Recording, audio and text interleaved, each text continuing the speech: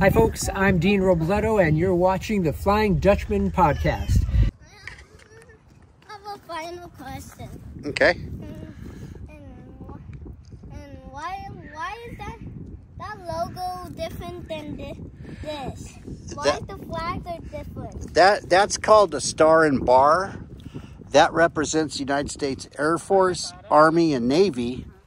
And that represents the United States of America. Like a country, they're like a fighters. Now you understand, right? Tốc độ của nó là đúng rồi, tốc độ của nó là 1.300.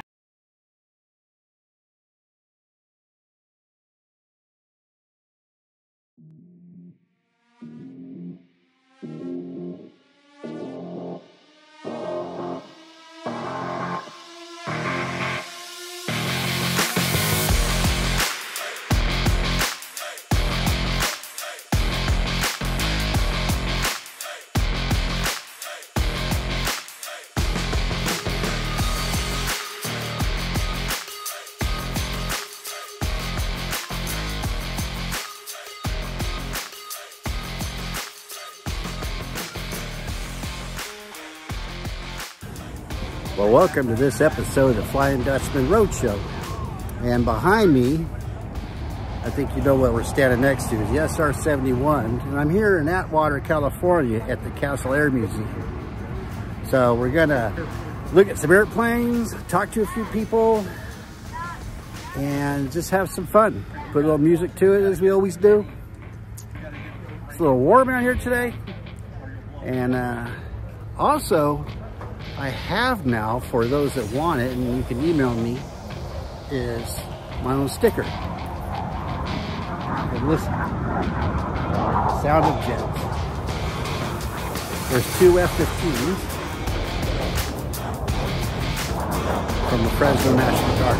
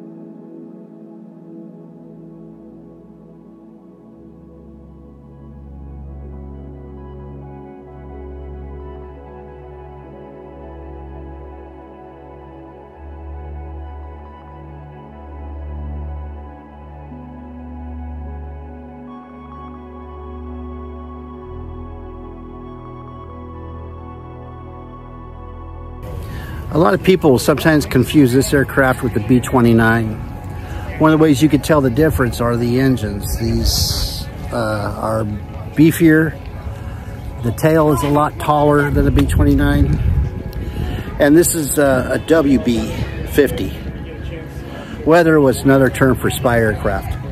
This aircraft would collect intelligence, radio signals, and it would do some weather in advance of flights that might have to come through an area. But these aircraft also experience shoot downs. And off the coast of the Soviet Union, one of these aircraft flew out of Japan, flew at tracked, picking up radio signals, and it was shot down. And there were roughly 5 survivors, and they didn't land too far from the debris field that was the aircraft, the WB-50. And while they were in the water, it was very foggy. They couldn't see each other, these 5 survivors, but they were able to yell to each other, and they were trying to group up when in the distance they started hearing the chuggy noise of a boat. And it was a trawler style boat with accents calling Americans here to help, Americans, we will rescue. And they had Soviet, according to the survivor, accents. So the one individual that told the story did not want to be picked up by the Soviets, and the water's cold, so he would rather die of hypothermia than be held captive by the Soviets. This is during the Cold War. A lot of people died during that time. And so what happened was he put some of that debris over the top of him, and he only caught a glimpse of the trawler as it went by with these guys with yelling out in Russian accents, rescue, Americans rescue. And he started hearing his fellow crew members calling out, over here, over here. And the trawler began the process of picking up those 4 other guys. And the trawler continued, and it left. The fog eventually broke away. Air Sea Rescue showed, I want to say it was an HU-16, and we'll look at one of those. I'll insert a photograph of that because they do have one here at Castle. And he was rescued, and he told them that there were 4 other survivors, and they were yelling to each other, and that a Russian, by his best guesstimate, a Russian trawler showed up and took them. Those 4 men, the Soviets denied ever having them. They denied having a boat out there, and plausible deniability. And the best guesstimate would be that those 4 survivors were interrogated up to a point where they were no longer useful, and they were sent off to one of the Soviet gulags in Siberia, where they work you to death, to where you either die from starvation, die because you just give up. But either way, those 4 men that did survive were taken by the Soviets, where they lived out whatever time they had left on this planet, prisoners of the Soviets. And that's the cold, brutal truth of the Cold War. And so it's something to kind of remember. Let's see if we could turn this around. That aircraft over there, it's a B-45 Tornado. That also did spy missions in Europe, and some in the Pacific Theater. Let's go look at some other things.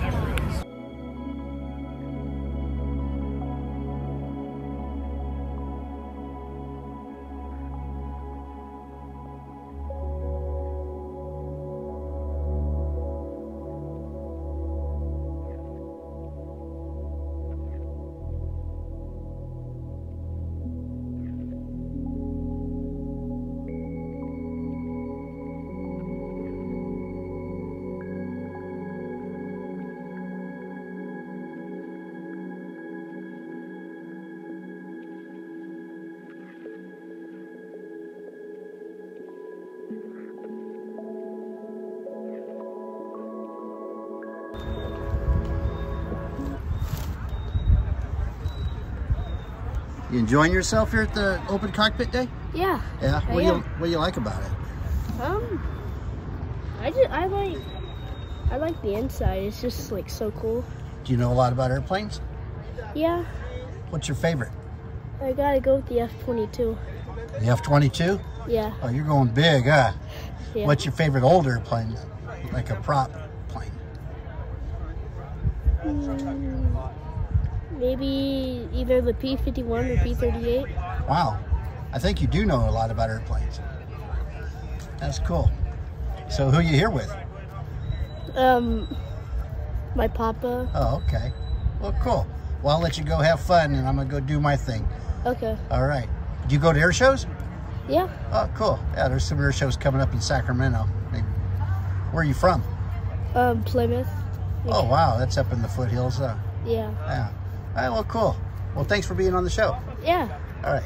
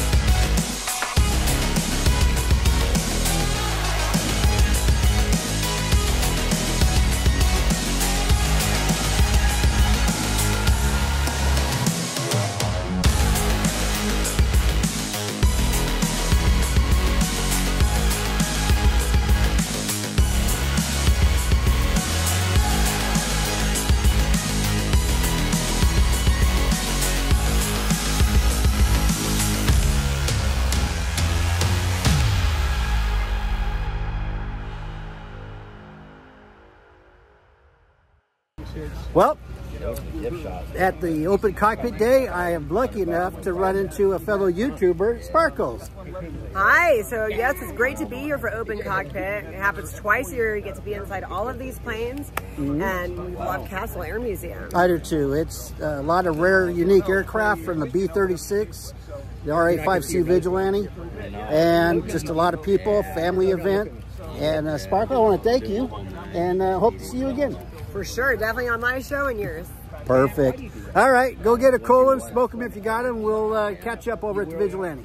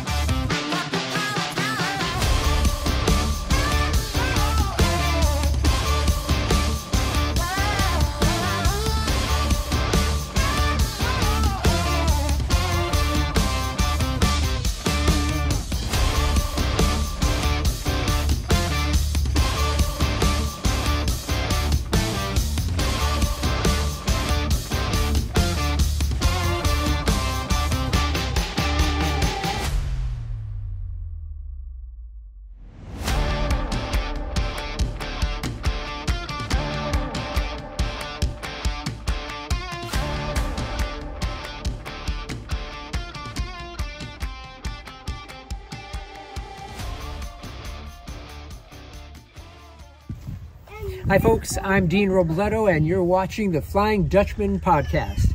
Today we're looking at the F-106 here at the Castle Air Museum. I'm the crew chief on this particular plane. The F-106 was the last dedicated interceptor in the Air Force inventory. It was really the guardian of the skies during the 1960s and 70s when President Kennedy was president. A lot of times you'll see pictures of Russia sending over their Tu-95 Bear bombers that would do surveillance flights up and down the east and west coast. And you'll see the picture of the F-106s that would tag alongside of them and escort them off into our airspace. So really it was a guardian of the skies during the 60s and 70s, the last dedicated interceptor. The plane was designed to carry 4 of these Falcon missiles that you see right here. It could carry these and also 1 Genie nuclear rocket. It was designed, if Russia was to send over an enemy bomber formation, it could fire this into the middle of an enemy formation and destroy it and then return to base. So again, the F-106, purely an interceptor aircraft, not really a fighter one-on-one that like you see nowadays, but an interceptor aircraft. The last ones were retired in '88, became operational in '59, and the F-106 was constantly going through a lot of technical updates throughout its career. Even towards the end, they did outfit it with a gun that was placed underneath the belly down here. They did actually do a gun attachment to it. So again, very classic plane. Does hold the speed record for a single engine aircraft, 1,525 miles an hour. That was done by Major Joe Rogers in 1959. And he was doing a speed record test, and he had an 11-mile closed course, and it was 1,525 miles an hour for the F-106. So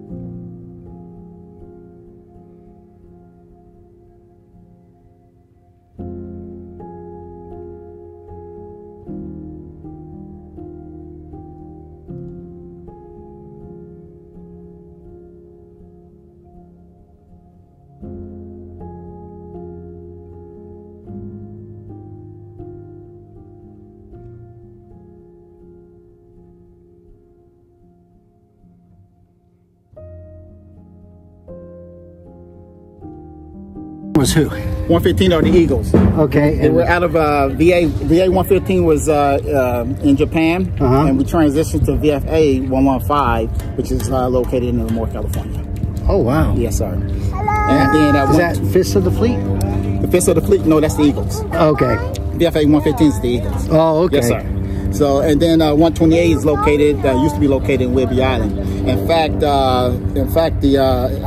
VA 128, during the time I was up there, they came out with the Flight of the Intruders. Oh. Right, which this aircraft right here kind of inspired that movie and the book. And I believe when they filmed it, they had two intruders with the same numbers. That's right. Yeah. That's right. Yeah, that'd be a little confusing. Yes, sir. Yes, sir. What was your name again? My name is Forrest Mashir, sir. That's a cool name. Thank you. All right, well, say goodbye to the YouTuber guys. Yes, sir. Thank you. Thank you for being on. Very cool. Thank you, sir.